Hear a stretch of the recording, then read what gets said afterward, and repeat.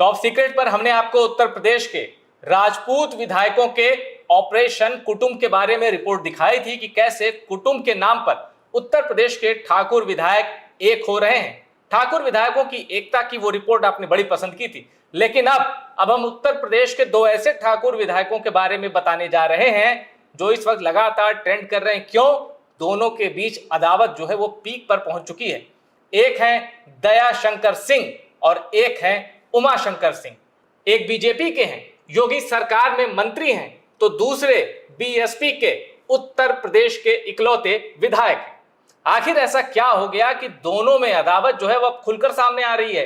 एक दूसरे के पिता का जिक्र किया जा रहा है, पिता क्या करते थे ये याद दिलाई जा रही है। मेरे साथ अभिषेक उपाध्याय जी जुड़ गए हैं, इनसे जानेंगे कि उत्तर प्रदेश के दो राजपूत विधायकों को अचानक क्या हो गया है और क्यों ये दोनों एक दूसरे के खिलाफ खुलकर बैटिंग कर रहे हैं। मतलब दोनों को किसी का डर नहीं, या अगर कोई डर है तो वो भी बातें अभिषेक जी से जानते हैं। अभिषेक जी, क्या चल रहा है दयाशंकर और उमाशंकर के बीच? मधुर, दयाशंकर सिंह और उमाशंकर सिंह में दो बातें बड़ी कॉमन है। पहली बात तो ये कि दोनों ही ठाकुर समुदाय से आते हैं, और दूसरी बात ये जिस इलाके से आते हैं बलिया, वो ठाकुर राजनीति का पुराना घड़ रहा है। आपको याद होगा चंद्रशेखर, और चंद्रशेखर जिस तरह से चंद्रशेखर सिर्फ प्रदेश नहीं बल्कि देश की राजनीति में एक बहुत बड़ा कद उनका हो गया था, देश के प्रधानमंत्री भी बने, उस बैकग्राउंड से हैं, उस बलिया के बैकग्राउंड से दोनों ही नेता हैं। और दोनों में जो आपसी अदावत है ये पुरानी, इसमें दो राय नहीं है।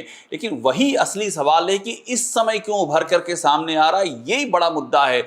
और ऐसे खुल के क्यों सामने आ रहा है, और उससे बड़ा मुद्दा ये भी है मधुर कि जब ये दोनों बातें, जब इतना अदावत आ गई है, दयाशंकर और उमाशंकर आमने सामने हो गए हैं, तो भारी कौन पड़ रहा है? और मैं आपको बताऊं, आप जान के दंग रह जाएंगे, भारी उमाशंकर सिंह पड़ रहे हैं। उमाशंकर सिंह विधायक हैं, दूसरी पार्टी के विधायक हैं, बीजेपी में है भी नहीं। दयाशंकर सिंह मंत्री हैं, बीजेपी के मंत्री हैं। पूरी राजनीति ही उनकी बीजेपी में और बीजेपी के अनुषंगी संगठनों में, एबीवीपी में, युवा मोर्चा में बीती है। उसके बाद भी दयाशंकर सिंह ऐसा लग रहा है कि हथियार डाल दिए हैं और सिर्फ उनके पास एक ही चारा रह गया है कि उमाशंकर सिंह के खिलाफ मीडिया में कुछ बयान देकर के अपने अंदर की जो कसक है या जो भड़ास है वो निकाल लें, लेकिन वो कुछ कर नहीं पा रहे हैं। यही मुद्दा है। उमाशंकर सिंह का कद इतना बड़ा हो गया है। और मधुर, अब सवाल यही है कि कद बड़ा हुआ कैसे है? अभिषेक जी, एक छोटी हमारे दर्शकों को ये बता दीजिए कि इन दोनों के बीच लड़ाई कैसे उभरी, वो क्या ट्रिगर पॉइंट क्या था? देखिए, ट्रिगर पॉइंट है बलिया में वर्चस्व की लड़ाई है। वहां वर्चस्व किसका होगा? दयाशंकर सिंह की मैं हल्का सा आपको बैकग्राउंड बताऊंगा, उससे आप चीज़ें और समझ जाएंगे। दयाशंकर सिंह बलिया में 2007 से अपने वर्चस्व की लड़ाई लड़ रहे हैं। 2007 में वो यहाँ से विधानसभा का पहला चुनाव लड़े थे, उनकी जमानत जब्त हुई थी, बीजेपी से लड़े थे। हाँ, 2007 में वो दौर था जब उमाशंकर सिंह का उदय पॉलिटिक्स में इस तरह से नहीं हुआ था। उमाशंकर सिंह जो आए हैं वो छात्र राजनीति से आए हैं। वहाँ एक सतीश चंद्र कॉलेज है, वहाँ पर उमाशंकर सिंह ने छात्र संघ का जो चुनाव जीता था वो रिकॉर्ड बनाया था, उन्होंने रिकॉर्ड बनाया था। बड़े सामान्य परिवार के हैं। उनके पिता गुरु सिंह, जिनका अभी दयाशंकर सिंह ने जिक्र कर दिया कि उनके पिता तेल बेचते थे, उनके पिता पूर्व सैनिक रहे हैं और साधारण परिवार से रहे हैं। लेकिन 2009 का जो साल है वो उमाशंकर की जीवन के लिए, उनके राजनीति के लिए एकदम नई करवट लेकर के आया। 2009 में उमाशंकर सिंह ने शुरू किया कंस्ट्रक्शन का काम और ठेकेदारी के काम में आ गए।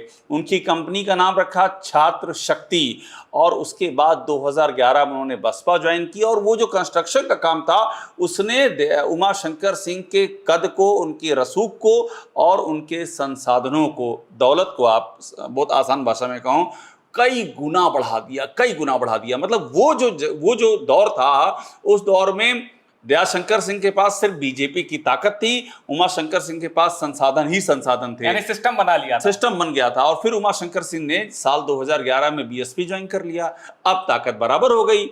उस जमाने में बीजेपी यूपी में कोई बड़ी ताकत थी नहीं, 2011 की बात कर रहे हैं। हाँ, और बीएसपी सत्ता में थी। वहां पर उमाशंकर सिंह ने ज्वाइन कर लिया और उमाशंकर सिंह ने 2012 में पहला चुनाव लड़ा और जीत गए। आप सोचिए, दयाशंकर सिंह पहला चुनाव हार गए 2007 में बलिया नगर से, और रसड़ा से, बलिया के रसड़ा से उमाशंकर सिंह पहला चुनाव लड़ते हैं 12 में और धूमधाम से जीत जाते हैं। तो ये वर्चस्व की लड़ाई है। उमाशंकर सिंह ने बहुत कम समय में, जैसे धूमकेतु होता है उस तरीके से अपना पूरा कारोबार फैलाया और अपना वर्चस्व स्थापित कर दिया। दयाशंकर सिंह बलिया में पीछे रह गए, लेकिन दयाशंकर सिंह पार्टी के भीतर जो है अपना कद बड़ा करते गए।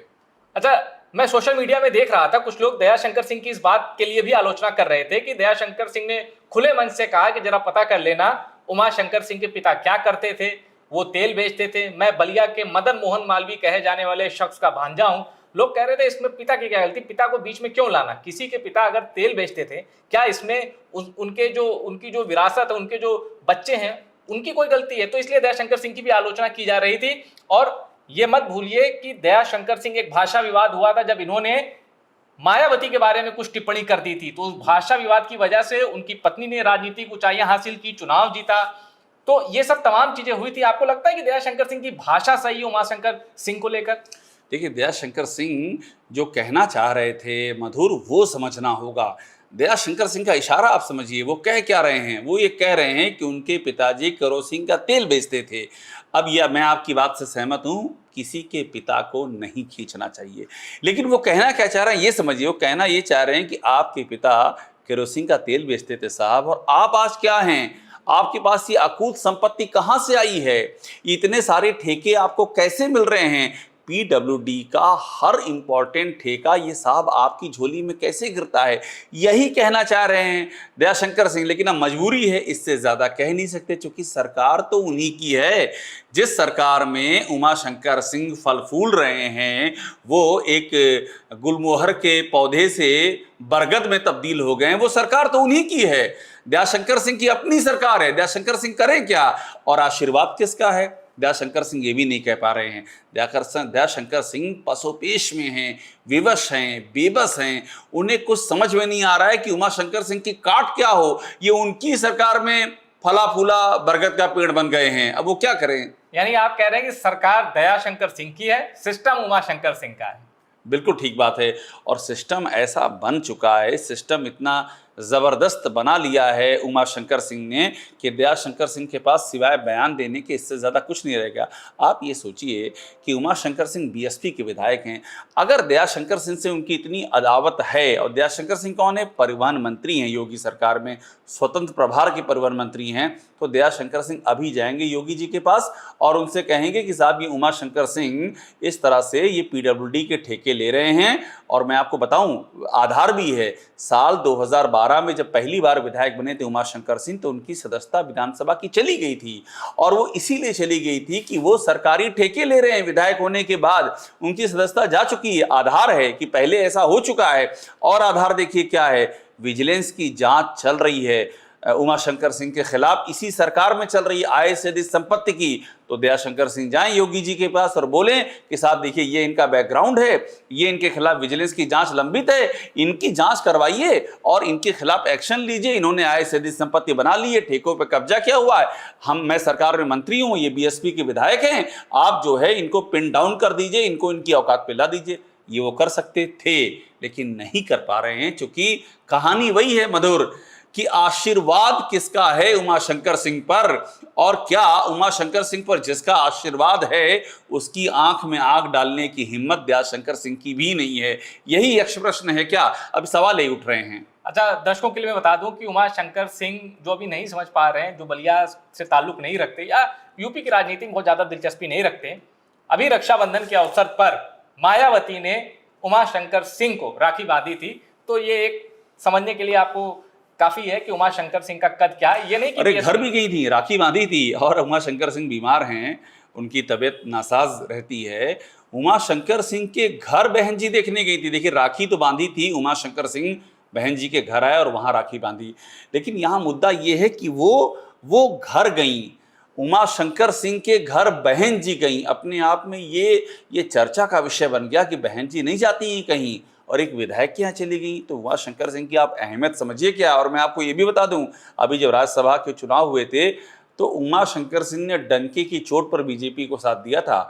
तो उमाशंकर सिंह दोनों जगह पर बहुत कंफर्टेबल हैं, बीजेपी में भी और बीएसपी में भी, और कहीं कोई उनको दिक्कत नहीं है। उनका रसूख जो है दयाशंकर सिंह की तुलना में काफी बड़ा नजर आता है। यानी इस हिसाब से तो अगर कदम पीछे किसी को लेने पड़ेंगे तो उत्तर प्रदेश सरकार में एक मंत्री को कदम पीछे लेने पड़ेंगे। अभी तक तो ये तस्वीर मुझे दिख रही है। और कदम पीछे ले चुके हैं। देखिए, कदम पीछे लेने क्या पड़ेंगे, मैं आपको कह रहा हूं वो कुछ भी तो नहीं कर पा रहे हैं।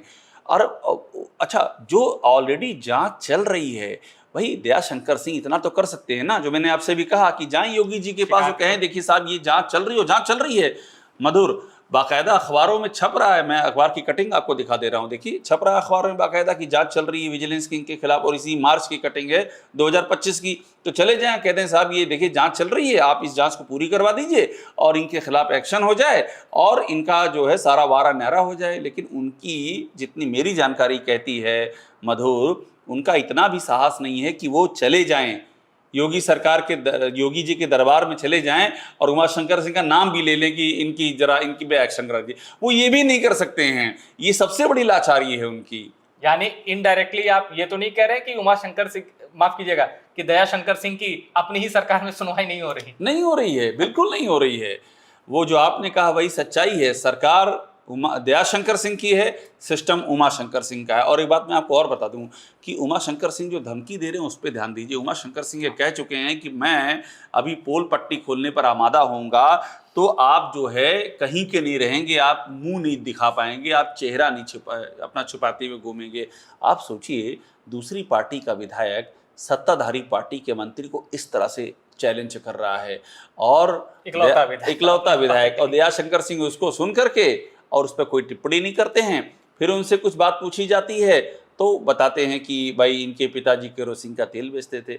अरे ऐसा लग रहा है जैसे उमाशंकर सिंह सत्ताधारी पार्टी के विधायक हों और दयाशंकर सिंह विपक्ष के जो एक पार्षद हों या सभासद का इलेक्शन की तैयारी कर रहे हों कि वो आरोप लगा करके और किनारे हो जा रहे हैं। तो ये है यूपी का power dynamics. Power dynamics UP का अद्भुत है। उमाशंकर सिंह हर महत्वपूर्ण ओकेजन पर दिखते हैं, पावर सेंटर के आसपास दिखते हैं।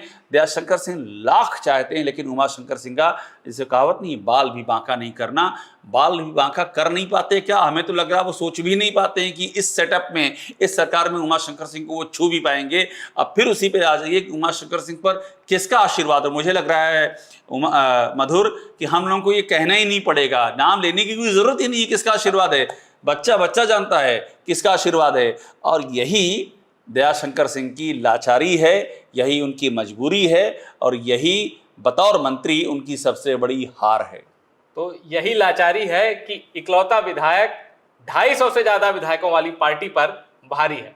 तो दयाशंकर वर्सेस उमाशंकर की जो पॉलिटिकल फाइट है यूपी में ट्रेंडिंग है, और इस पर हमने ये डिबेट की, एक चर्चा की। वीडियो पसंद आया हो तो लाइक और शेयर जरूर करिएगा, चैनल को सब्सक्राइब जरूर करिएगा।